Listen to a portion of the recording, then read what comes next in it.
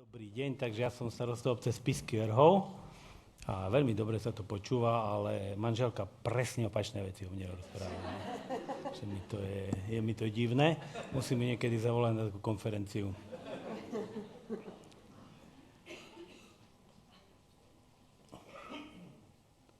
To nie je asi moja prezentácia. Asi je. Dobre. Takže keď vám budem rozprávať troška o obci Spišský Vrchov, poviem vám hlavne, alebo všetko sa tu bude spájať s takým hlavným motorom. Predo mnou tu rozprávala Jurína Rusnaková, ona hovorila, alebo mala v tej svojej prezentácii, že hlavný aspekt je zamestnanie alebo zamestnanosť a ja si myslím, že bez toho to nejde. A hlavný motor u nás toho všetkého je práve to zamestnanie.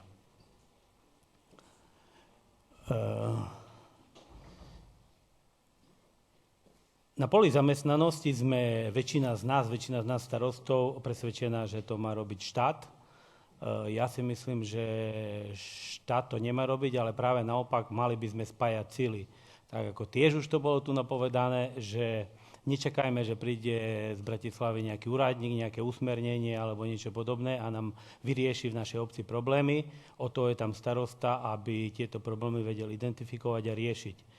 A mali by sme spájať síly, lebo pokiaľ spojíme možnosti, ktoré sú na úrade práce a my patríme pod úrad práce v Poprade a musím povedať, že veľmi pozitívne skúsenosti, čo sa týka informovania, odbornosti, prideľovania tých rôznych dotácií pre nezamestnaných sú, dokonca sa stále nevyčerpajú, čiže tých možností je aj pre iné samosprávy a pokiaľ sa spoja síly úrad práce, samospráva a vlastne sa nebojíme zamestnať nezamestnaných alebo vyskúšať nezamestnaných, tak vtedy naraz zistíme, že máme obrovský potenciál v obci, ktorý môžeme využiť, alebo ho nevyužívame. Takto vyzerá spokojný občan. Spokojný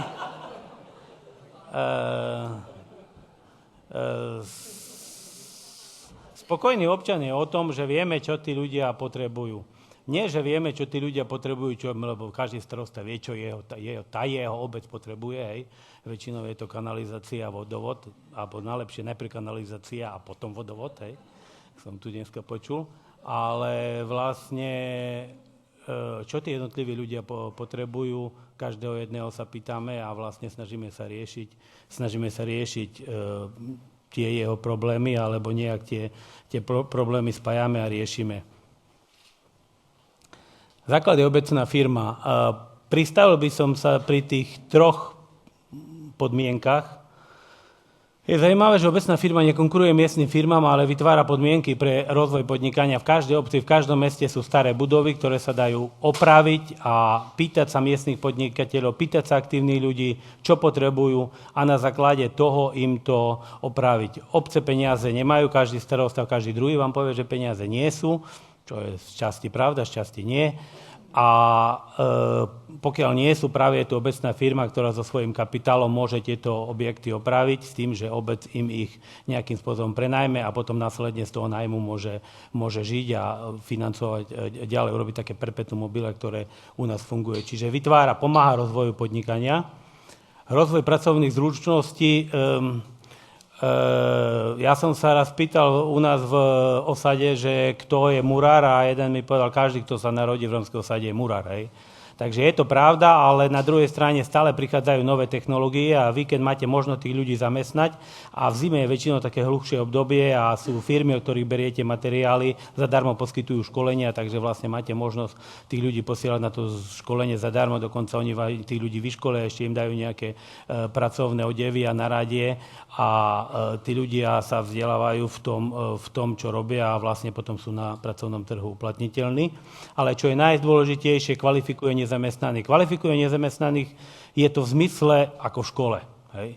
Že vlastne oni, keď u nás robia, alebo keď u nás pracujú, tak vlastne každý jeden je kvalifikovaný v tom, že niekto robí na jednotku, niekto na dvojku, niekto na päťku, a v tom, že ako dochádza do práce, ako pracuje, ako využíva ten pracovný čas. No a tí, čo u nás prepadnú, už viacej šancu nedostanú. Tí, čo u nás robia na trojku, dostanú právny reparát a tí, čo robia na jednotku, samozrejme ostávajú ďalej v pracovnom procese, pokiaľ si nenajdu, čo si väčšinou nájdu, lepšiu prácu niekde, lebo my robíme na rôznych subdodávkach, takže tá firma nám ho odchytí a ďalej zamestná. Osobný prístup.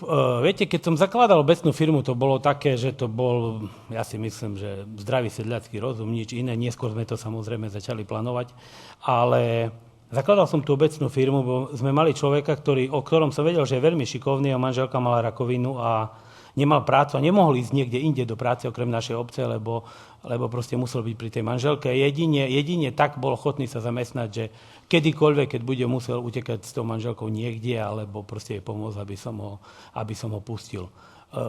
Vlastne tá manželka sa vyzdravila a ten človek je lídrom našej obecnej firmy. Ďalší človek bola žena, ktorá vychovávala ešte s ďalšou dieťa, ktoré opustila matka a postavila si dom z burajčiek sama, bez pomoci iných. Hej. Tak som povedal, keď toto si dokázala, tak je jasné, že v tej obecnej firme asi budeš ako perspektívny človek.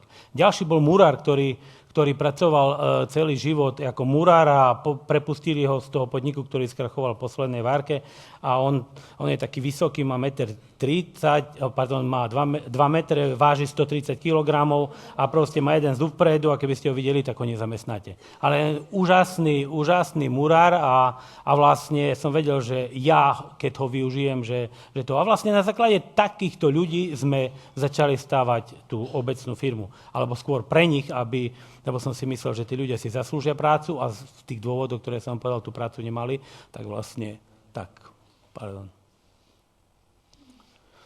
Vždy sa snažíme realizovať projekty, aby sme jednou ránou zabili niekoľko múch. Spomeniem projekt, mali sme obecnú firmu, samozrejme obecná firma potrebuje prácu, Romovia nemali vodu, tak sme im do obce zaviezli vodovod, najprv vodovod až tak kanalizáciu, ale keď sme im zaviedli vodovod, samozrejme z nejakých európskych zdrojov, tak viete, pre tú Európsku úniu stačí, že vy zavedete tú rúru a nikto nie je napojený, ale projekt splnil očakávania a každý je spokojný. Hej.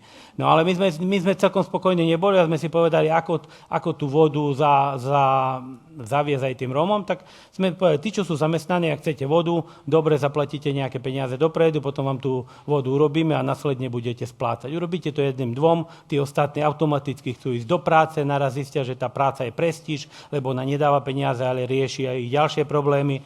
A tak vlastne sa podarila myslím, že okrem 3 domov každý má vodu. A my sme nie, že zavadzali vodu, lebo to obecná firma potrebuje prachy, nie? Tak my sme zavadzali aj kúpeľňu, sme im urobili a všetko a vlastne takým spôsobom sme si zabezpečili prácu, robili si to sami a zaujímavé, že nepotrebovali sme na to žiadne požičkové fondy, nepotrebovali nič, len tým, že tá obecná firma fungovala a dala tým ľuďom zálohu, ktoré niekedy tá záloha bežne fungovala a vedela, že tí ľudia sú si schopní. Takže využívame takú tú miestnu ekonomiku a štartujeme také miestne veci a snažíme sa čo najmenej peňazí púšťať mimo miestnu ekonomiku.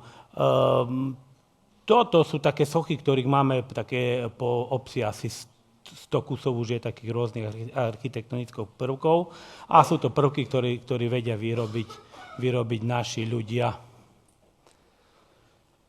Dneska som tu pri obede rozprával s jednou dámou a práve ona sa venuje aktivizácii alebo na vysokej škole aktívnej, teraz neviem, ten pojem, to bol taký odborný pojem, že som si ho nezapamätal. Sociálny kapitál. 5 minút a zase to neviem. Takže sociálny kapitál, a to je, si myslím, že to je to, čo každá jedna obec, každé jedno mesto, každá jedna skupina ľudí má. A práve úlohou tých samospráv, úlohou starostu, a keď ten starosta je taký, že má nejaké iné dobré danosti, tak poslanci mali by štartovať ľudí. Štartovať ľudí, aby sa ľudia stretávali, aby sa rozprávali, aby sa spájali. Vždy je to výhodné, keď je to spojené s nejakým alkoholom v našich podmienkách, ale základ je, aby k tomu aby to nebola jednoduchá vec, aby to bola tá vec zložitejšia, aby sa tá vec musela pripravovať a aby k tomu vyložili nejakú energiu a takýmto spájaním vznikajú projekty, ktoré následne na tom starostovi je už, aby realizoval. Ale základ toho starostu je, aby vlastne tých ľudí motivoval, aby sa spájali a hlavne vytvárať dôvody, aby sa spájali, aktivizovať ľudí.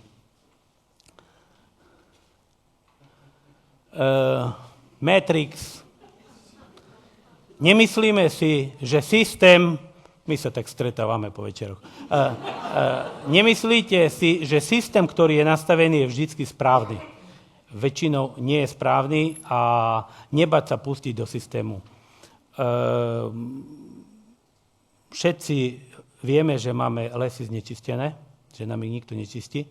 A nezamestnaní hovorí, že by mohli čistiť lesy, viete, a teraz sa pripravila k tomu, aj teraz musia všetci pracovať, ale ja nikoho nevidím v tom lese čistiť, neviem, aký je problém, hej. Ale my máme obecnú firmu, ktorú si najmä nejaké urbárske združenie, my im vyčistíme lesy, oni nás za to zaplatia.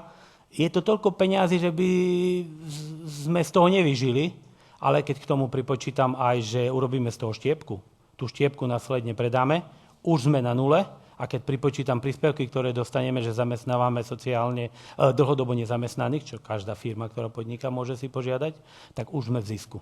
Hej. Čiže existujú systémy, ktoré si viete sami nastaviť a každý je spokojný. Obecná firma je zisková, sú čisté lesy, ľudia majú prácu a obec má efekt z obecnej firmy. 4, nie 3 múchy jednou ráno, aha, to sme pri Matrixe. Takže nastavíme ten systém. Takýchto systémov v obci máme nastavených niekoľko, ale to nie je o žiadnom systéme, samozrejme všetko dopredu plánujeme, ale je to v zdravom sedliackom rozume, ktorý niekedy mám pocit, že sa vytráca z našich rodín. Toto je láska. Tam vzadu máme taký erb. Tým, že tá obecná firma funguje, vytvára benefity a tie benefity vytvára tak vysoké, že už si môžeme vymýšľať aj hlúposti. A ja som na to ako odborník. Tak poslednú vec, ktorú som vymyslel, je vlastne tá láska. Inšpirovala ma Love, ktorá je v New Yorku, ale ona je menšia a menej krajšia. A vlastne vymysleli sme to kvôli tomu, bo si myslím, že lásku treba šíriť. A vlastne celá tá láska je postavená z nejakých odpadových kachličiek, ktoré sme mali z rôznych stavieb. A je to pekné. Robili na tom čisto len Romovia, od začiatku do konca aj ten erb. A urobili sme to kvôli tomu, aby sme mali ďalší nejaký architektonický prvok, lebo keď ľudia okolo toho chodia, tak myslím, že im to kultivuje osobnosti a ich myslenie. Ale robili sme to aj kvôli tomu, že aby obecná firma mala ďalší smer zakaziek, lebo veľa ľuďom sa to páči, dokonca jeden videoklip sa tam ide točiť kolo toho a pokiaľ by niekto mal záujem týmto štýlom urobiť si akýkoľvek obrázok alebo akúkoľvek taký architektonický prvok, takže sme schopní to realizovať. Ja si na rozdiel od Miša ovládam všetky veci sám. Neviem, čo by som vám nakoniec ešte povedal. Nakoniec by som asi povedal to, že dneska, keby mi niekto povedal, že môžeš ísť kandidovať, ale nemôžeš mať obecnú firmu, tak kandidovať nejdem, lebo neviem si predstaviť bez toho život. Zamestnávame viac ako 50 ľudí a ani raz sa nestalo, že by som ráno prišiel do roboty a nemali sme čo tým ľuďom dať prácu. A zamestnávame nielen ľudí z našej obce, ale aj z okolitých obcí, lebo tá kapacita u nás sa už vyčerpála. Ale keď to ide u nás, myslím si, že to ide aj niekde ďalej. A vlastne väčšina z vás, alebo tí ľudia, čo tu sedia a viem, kde pracujete, by ste mali byť tí, čo tieto myšlienky šíria a vlastne tak nejakým spôsobom tak nepekne sa tomu hovorí, manipulujú s tými starostami a zastupiteľstvami a tak ďalej v tých jednotlivých obciach, lebo toto určite každej jednej obce môže pomôcť k rozvoju. Ja som rád, že teraz idú voľby a rôzni kandidáti chodia k nám, pýtajú sa a majú záujem niečo také stavať. Otázka je, že keď skončia voľby, či ich ten záujem neprejde. Takže ďakujem za vašu pozornosť. Ďakujeme.